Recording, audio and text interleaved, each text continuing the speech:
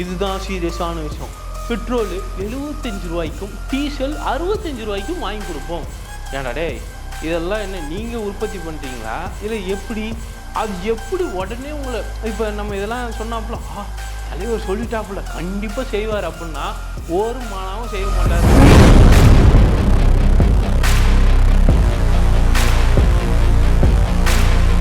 நம்ம மார்டின்ட்டு எத்தனை கோடியாக தள்ளலாம், எங்கே நம்ம தள்ளி நம்ம பையனுக்கு இன்னும் ஒரு 10 தலைமுறைக்கு நம்ம வசதியாகவே இருக்கணும்டா அப்படின்னு சொல்லி உஷாராக வேலை பார்க்கறது எப்படி பண்ணலாம் அப்படின்றது தான் திமுக கொள்கையாக வச்சுட்டு பண்ணிக்கிட்டு இருக்கு.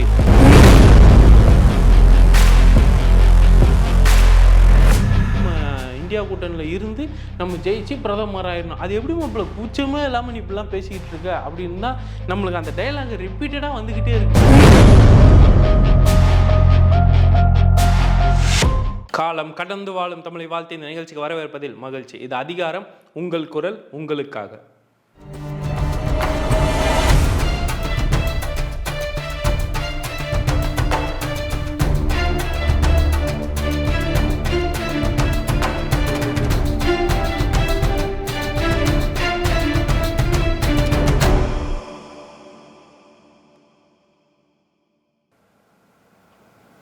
இன்றைக்கி இந்த காணொலியில் நம்ம எதை பற்றி பார்க்க போகிறோம் அப்படின்னம்னா திமுகவோட உருட்டு பற்றி தான் பார்க்க போகிறோம்.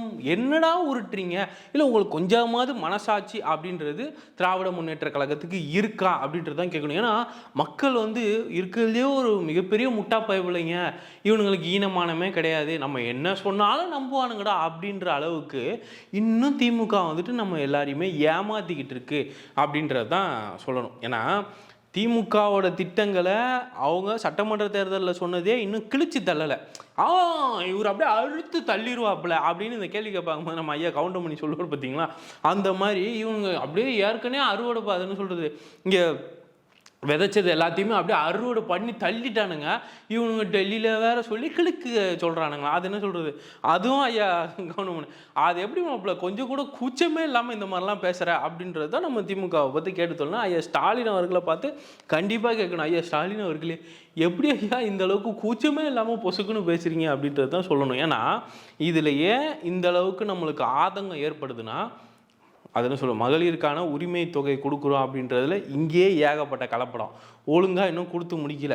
இவர் இதில் வேற போய் டெல்லியில் போய் சொல்லி இந்தியா முழுக்க கொடுக்க சொல்ல போகிறோம் அப்படி. ஏன்னா இங்கே உன் பேக்கெட்டில் காசு இல்லைன்னா இப்போ ஒன்று மத்திய அரசு தரல, அதனால தான் உங்களுக்கான திட்டங்கள் நாங்கள் கொடுக்க முடியல அப்படின்னு உருட்டுறதுக்கு இப்போயே ஒரு பாயிண்ட்டு.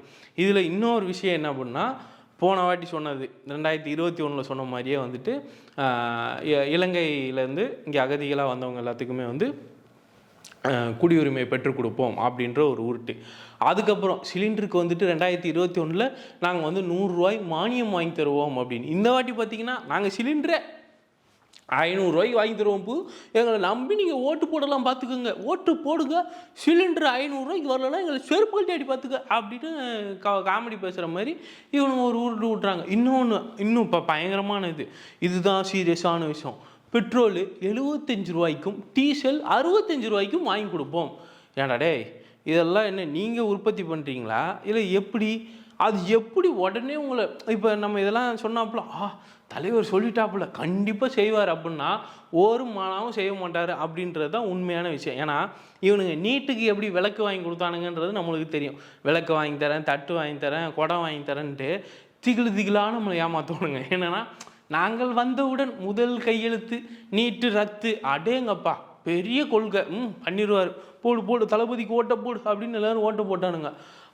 நாங்கள் வலியுறுத்தினோம், ஆனால் எங்களால் அதை இது பண்ண முடியவில்லை, அதனால் நாம் எல்லோரும் ஒன்று கூடி என்ன செய்யலாம், ஒன்று கூடி நாம் எல்லாரும் கடிதம் எழுதுவோம், அந்த கடிதத்தை கொண்டு போய் நாம் டெல்லியில் வரைக்கும் கொண்டு போய் கொடுப்போம், டெல்லியில் கொடுத்து நீட்டு ரத்து பண்ணுங்கன்னு கேட்போம். நீ என்னமோ கையெழுத்து போட்டு பிடுங்கி தள்ளிடுவேன்னு இப்போ என்ன மாணவர்கள லெட்டர் தூக்கிட்டு போகிறீங்கன்றதே எல்லாரும் இங்கே கேள்வி கேட்டுக்கிட்டு இருக்கோம்.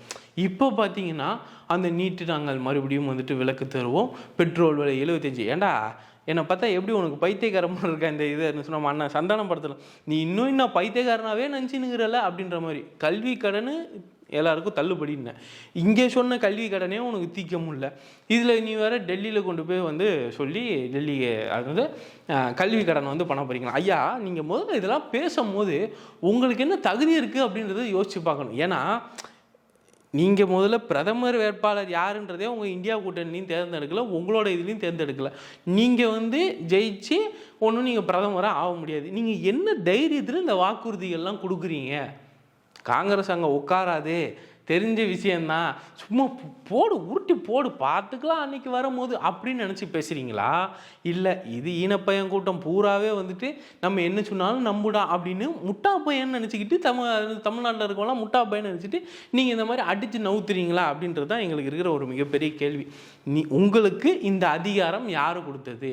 ஒரு மாநில அரசில் முதலமைச்சராக இருக்கிறவர் இவர் எப்படி உரிமை தொகை வாங்கி கொடுப்பாரோ, நீட்டு விளக்கு இறத்து போனோம், அது எப்படி நீ தமிழ்நாட்டுக்கு மட்டும் இந்த விளக்கும் வாங்கி கொடுக்க முடியாது? அப்போ எந்த அளவுக்கு முட்டாள், எந்த அளவுக்கு எங்களை முட்டாளாக நினச்சா இவ்வளோ தூரம் ஜிகுனாவாக வந்து போய் சொல்லி ஏமாற்றுவீங்க?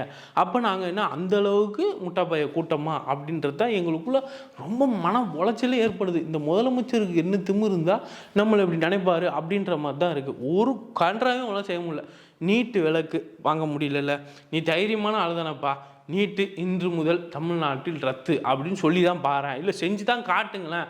இல்லையா, தமிழ்நாட்டு மக்கள், தமிழ்நாட்டில் இந்த இலங்கையிலேருந்து வந்த அகதிகள் இருக்காங்க, அவங்களுக்கு நாங்கள் தமிழ்நாட்டு குடியுரிமை கொடுக்குறோம், நீ இந்தியா கொடுத்தா கூட கொடுக்காட்டி போ, சிட்டிசன் ஆஃப் இந்தியா வேணாண்டா, நாங்கள் இங்கே தமிழ்நாட்டில் கொடுக்குறோன்னு தைரியமாக ஒரு விஷயத்த பண்ணு, மக்களுக்காக ஒரு விஷயத்த முன்னெடுத்து பண்ணுங்க. அதெல்லாம் கிடையாது. நம்ம மார்ட்டின்ட்டு எத்தனை கோடியோ தள்ளலாம், எங்கே நம்ம தள்ளி நம்ம பையனுக்கு இன்னும் ஒரு 10 தலைமுறைக்கு நம்ம வசதியாகவே இருக்கணும்டா அப்படின்னு சொல்லி உஷாராக வந்து வேலை பார்க்கறது எப்படி பண்ணலாம் அப்படின்றது தான் வந்துட்டு திமுக கொள்கையாக வச்சுட்டு பண்ணிக்கிட்டு இருக்கு. அப்போ எந்த வகையிலையும் மக்களுக்கு நல்லது செய்கிறதுல விருப்பமே இல்லை. ஏன்னா நம்ம இதை எதை வச்சு சொல்கிறோம்னா, 28 மாநிலத்தில் ஆட்சியில் இருக்க பாஜகவே வந்துட்டு 6000 கோடி தான் வாங்கியிருக்கு. ஒரே ஒரு மாநிலத்திலேருந்து இவனுங்க 600 கோடி வாங்கியிருக்கானுங்க. அது என்ன சொல்கிறது, தேர்தல் பத்திரம் மூலியமாக. அப்போ இவனுங்க எந்த அளவுக்கு ஃப்ராடு பசங்களாக இருப்பாங்க, அப்போ மக்களை எந்த அளவுக்கு ஏமாத்துறாங்க. இங்கே துட்டை கேட்டோம்னா எதுக்குமே துட்டு இல்லை. தூத்துக்குடியில் மக்கள் அந்த அளவுக்கு வெள்ளத்தில் கஷ்டப்படும் போது கூட 10 பைசா இங்கேருந்து இவனுங்க செலவு பண்ணவே இல்லை. ஆனால் இந்த 400 கோடி வாங்கினீங்களா, அதெல்லாம் என்னடா பண்ணீங்க? தூக்கி கொண்டு போய் அந்த 600 கோடியை அந்த மக்களுக்கு ஒரு சோறு போடு வேறு வேலை, தேவையான பொருட்கள் அத்தியாவசிய பொருளை கொடு, ஒரு இலவும் கொடுக்கல. அந்த இடத்துல அண்ணன் விஜய் அவர்களும் சின்ன சின்ன அமைப்பை சேர்ந்தவர்களும் நாம் தமிழர் கட்சியும் இவங்களாம் மட்டும்தான் அந்த மக்களுக்கு உதவி செஞ்சாங்களே தவிர திமுகலையும் அதிமுகலையும் போய் 10 பைசாவுக்கு ஒன்று கூட செஞ்சு தொலைல. நீங்களாம் மானங்கட்டு போய் அலைகிறீங்க. உங்களுக்குலாம் எதுக்கு இந்த அளவுக்கு ஒரு கட்சி, ஒரு கொள்கை அப்படின்றதே வந்து கேவலமாக இருக்குது. ஏன்னா என் தூத்துக்குடி மக்கள் கஷ்டப்படும் போது, என் தமிழ்நாட்டு மக்கள் அந்த அளவுக்கு அவதிப்படும் போது கூட உங்களுக்கு கொஞ்சம் கூட இறக்கமே இல்லாமல் இந்தியா கூட்டணிக்காக போய் டெல்லியில் போய் உட்காந்துக்கிட்டு அப்படியே சொட்டருக்கிட்டும் போட்டு அப்படியே நேற்று பிறந்த புள்ள மாதிரி போய் உட்காந்துன்னு இருந்தீங்களே. அப்போ இங்கே இருக்க அக்கறை உங்களுக்கு என்ன இருக்குது? எப்படியாவது நாம் தமிழ்நாட்டை காப்பாற்றி விட்டோம், இன்றைக்கி இந்தியாவையும் காப்பாற்றும் நிலைமையில நம்ம உள்ளோம். அதனால் கண்டிப்பாக வந்து நம்ம இந்தியா கூட்டணியில் இருந்து நம்ம ஜெயிச்சு பிரதமர் ஆயிடணும். அது எப்படி மாப்பிள்ள கூச்சமே இல்லாமல் நீ இப்படிலாம் பேசிக்கிட்டு இருக்க அப்படின்னு தான் நம்மளுக்கு அந்த டைலாக் ரிப்பீட்டடாக வந்துக்கிட்டே இருக்குது. கொஞ்சம் கூட கூச்ச நாச்சமே இல்லாமல் மக்களை என்ன தைரியத்தில் சந்தித்து இந்த மாதிரி பேசுகிறீங்க, இந்த மாதிரி பொய்யான வாக்குறுதிகளை கொடுக்குறீங்க. நீங்கள் ஏற்கனவே சட்டமன்ற தேர்தலில் கொடுத்த வாக்குறுதிகள்லாம் ஒன்றும் இங்கே அறுத்து தள்ளலை. அப்படியே செஞ்ச மாதிரி அதுன்னு சொல்கிறது, வங்கி கடனை தீர்ப்போம், கல்வி கடனை தீர்த்துருவோம், எல்லாத்தையும் சொல்லி ஒரு இளவும் பண்ணல. இங்கே சொத்து வரி ஏற்றுனதும், மின்சார அது சொல்கிறது யூனிட்டுக்கு இவ்வளோ விலைன்னு ஏற்றுனது, இந்த மாதிரி மக்களுக்கு பூராவே பாதகமான விஷயத்தான் செஞ்சு தொலைஞ்சிக்க தவிர ஒன்றுமே செய்யலை. அதுக்கப்புறம் இந்த பஸ் ஸ்டாண்டை கட்டுறேன்னு சொல்லி இப்போ அந்த பஸ் ஸ்டாண்டுக்கு மக்கள் அலக்கழிக்கிறது போகிறது, இதை மட்டுமே தான் செஞ்சீங்க. ஒன்றுமே மக்களுக்கு நல்லது அப்படின்றத நீங்கள் செய்யவே இல்லை அப்படின்றது தான் உண்மை. அதனால் தயவு செஞ்சு இதை நம்பி யாருமே வந்து திமுக ஓட்டு போட்டுறாதீங்க அப்படின்றத நான் சொல்கிறது. ஏன்னா இன்னும் மக்களை வந்து ஏமாற்றணும்னு நினைக்கிறாங்க தவிர கொஞ்சமாக நல்லது செஞ்சுட்டு போவாண்டா அப்படின்ற ஒரு 10% நல்ல குணம் கூட இல்லை அப்படின்றது தான் உண்மை. அதனால் இந்த நாடாளுமன்ற தேர்தலுக்கு எல்லாருமே சிந்திச்சு வாக்களிப்போம், ஒரு நல்ல ஆட்சியை வந்து தேர்ந்தெடுப்போம். அதெல்லாம் சொல்கிறது, இவங்க தேர்ந்தெடுத்தாலும் பிரயோஜனம் இல்லை அப்படின்வீங்க, ஆனாலும் வந்துட்டு அந்த மாதிரி ஆளுங்களுக்கு நம்ம ஓட்டு போட்டு மேலும் மேலும் அவங்களுக்கு வலிமையை கொடுக்கறதுக்கு நாம் ஒன்றும் ஓட்டு போடாமல் போயிடணும். இல்லைனா இந்த மாதிரி புதிய கட்சிகள் இருக்குது பார்த்தீங்களா, நாம் தமிழர் கட்சி, இந்த மாதிரி கட்சி கூட நம்ம ஓட்டு போட்டு போகலாம். அவங்களுக்கு ஜெயிக்கலனா கூட பர்சன்டேஜாவது இன்க்ரீஸ் ஆகிட்டு போவோம், அவங்களுக்கான ஒரு நம்பிக்கையும் வந்து உருவாகும். அதனால் தயவு செஞ்சு யோசித்து இந்த வாட்டி எல்லாருமே தேர்தலில் வாக்களிங்க. வாக்களிக்காமல் இருந்துடாதீங்க. எல்லாரும் தேர்தலில் போய் வாக்களித்து உங்களோட ஜனநாயக கடமையை வந்துட்டு நீங்கள் நிறைவேற்றணும் அப்படின்றத வந்து கேட்டுக்கிறேன். இதே மாதிரி நிறைய தகவல்களோட மறுபடியும் வந்து சந்திக்கிறேன். நன்றி, வணக்கம். மீண்டும் சந்திப்போம். எல்லாரும் மறக்காமல் கேட்ட செய்திகளுக்கு ஷேர் பண்ணுங்கள், சப்போர்ட் பண்ணுங்கள். உங்களோட பேர் அதற்கு கொடுக்குமாறு அன்போடு கேட்டுக்கொள்கிறேன். வணக்கம்.